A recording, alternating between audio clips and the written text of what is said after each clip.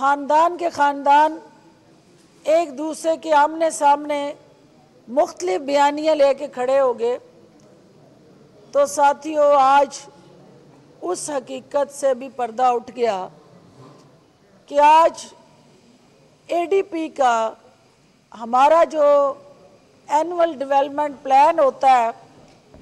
उसके अंदर अवाम की फलाह बहबूद, तरक्की, खुशहाली और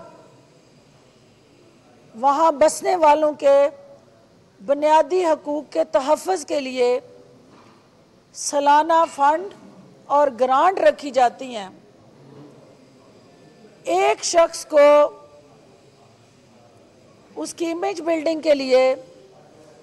उस शख्सियत की बुत परस्ती के लिए और उसके बयानिए को इंटरनेशनल, डोमेस्टिक और लोकली और रीजनली प्रमोट करने के लिए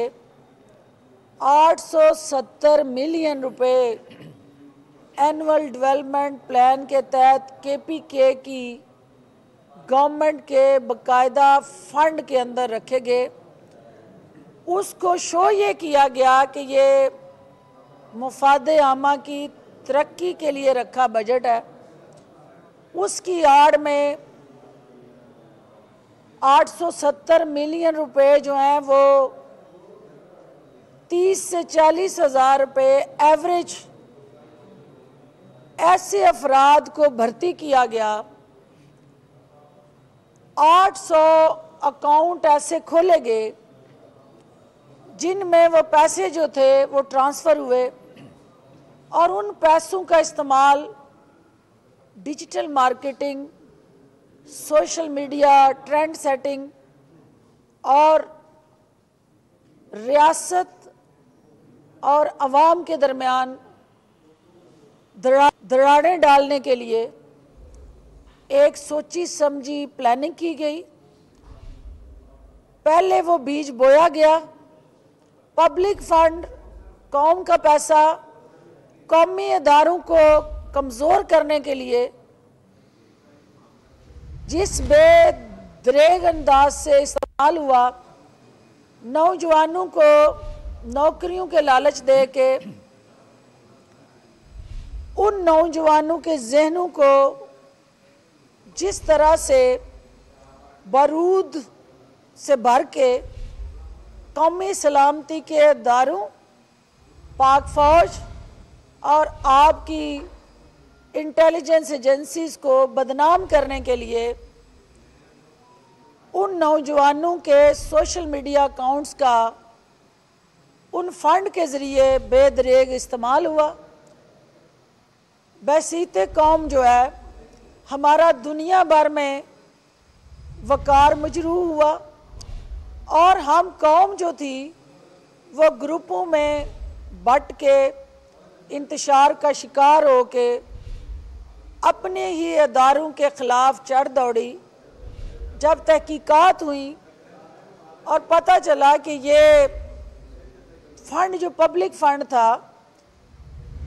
और वो जो सोशल मीडिया एक्टिविस्ट और वो मीडिया सेल के अंदर काम करने वाला अमला जो था, जब उनकी गिरफ्तारियां हुई तो उन्होंने ऐसे ऐसे इंकशाफात किए कि वो बयानिया देने वाले किरदार जो थे उनके ताने बाने ज़मान पार्क और बनी गाला तक जाते थे। वो जहर आलूद पाक फ़ौज और कौमी सलामती के इदारों को कमज़ोर करने के लिए जो नैरेटिव या ट्रेंड और लाइंस दी जाती थी और जिस तरह डिजिटल मार्केटिंग करके ऑनलाइन सोशल मीडिया टूल्स को इस्तेमाल करते हुए उस बयानिए को प्रमोट करके बूस्टर लगते थे और उस पर पैसे लगा के उसको वायरल किया जाता था। आप सब ने भी देखा कि कैसे ट्रेंड सेट करके टॉप ट्रेंड पे रहना चेयरमैन पीटीआई का सबसे पसंदीदा मशगला था। सियासत के मैदान में, सियासी उफक पे हर खिलाड़ी जो है वो ज़मीनी हक़ाइक़ के साथ जुड़ी अपनी जो कुर्बानियाँ या खिदमात हैं उनके ज़रिए अवाम में ज़िंदा रहना चाहता है। लेकिन चेयरमैन PTI ने KPK के अंदर ये मीडिया सेल बना के, सोशल मीडिया सेल बना के, कौमी ख़जाने के अरबों रुपए इस पे लुटा के सिर्फ़ और सिर्फ सोशल मीडिया के अंदर अपनी वो टॉप ट्रेंड की जो ख्वाहिश थी उसको ऑक्सीजन दी। और जिस दीदा दिलेरी से डाकाजनी करके ये ADP का जो फंड था इसको उन नौजवानों के जहनों में बारूद भर के कौमी मोर्चे जो थे, जो यकजहती की अलामत थे, उनको मलिया मेट करने के लिए इस्तेमाल किया। ये ना सिर्फ काबिल मज़म्मत है बल्कि इस्तेकाम पाकिस्तान पार्टी ज़िम्मेदारान से ये मुतालबा करती है कि ये कौमी ख़जाने में जो नकब ज़नी हुई जिसने ना सिर्फ उस कौम के खून पसीने के, टैक्स पेयर के, पब्लिक फ़ंड के अंदर हेरा फेरी की बल्कि उस पैसे का गलत इस्तेमाल हमारे कौमी अदारों की बेतुकीरी, शोहदा की बेहुरमती और उन अदारों को जिनको पाकिस्तान की वहदानियत और सालमियत का निशान समझा जाता है उनको ज़मीन बोस करने के लिए ये साजिश तैयार की। मैं मीडिया के तवस्सुत से KPK की जो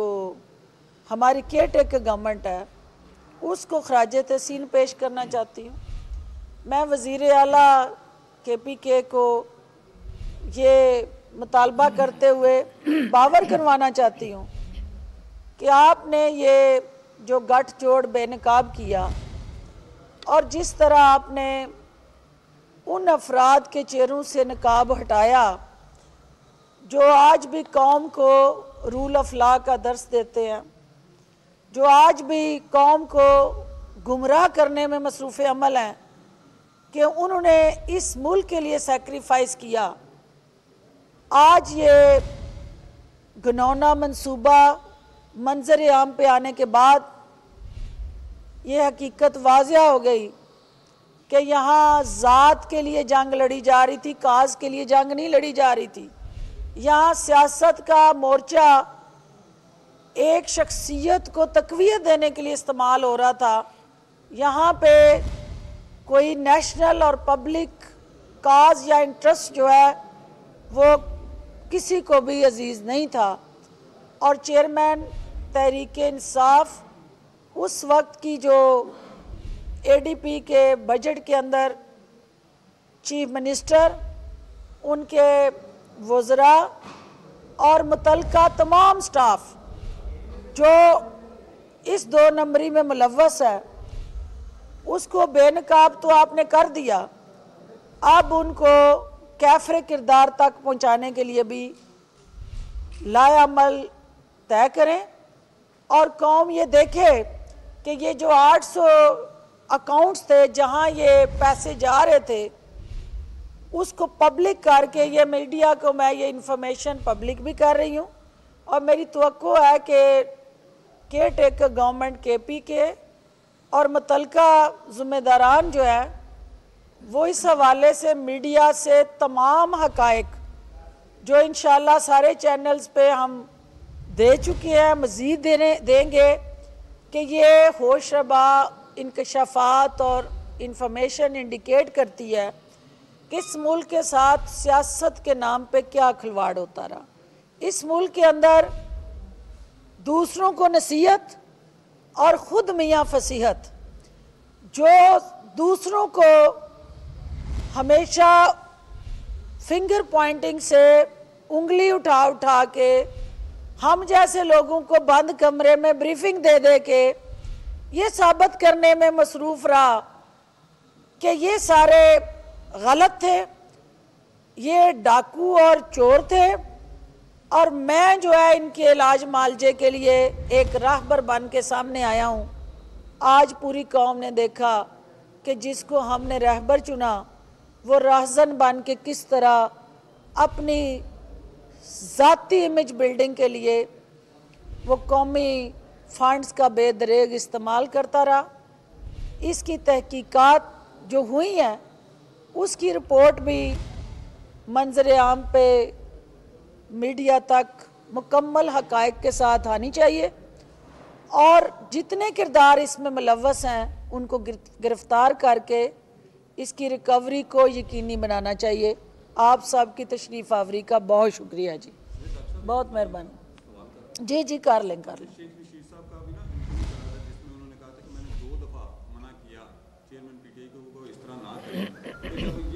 ज़ाहिर लोग नैरेटिव वो बना रहे थे, तो आप लोगों ने, ज़ाहिर आप भी मिनिस्टर रही हैं सूबाई, तो आपने भी कभी उनको मना किया कि ये जो ज़ाहिर लोग आप नैरेटिव बना रहे हैं ऐसा ना करें इदारों के खिलाफ?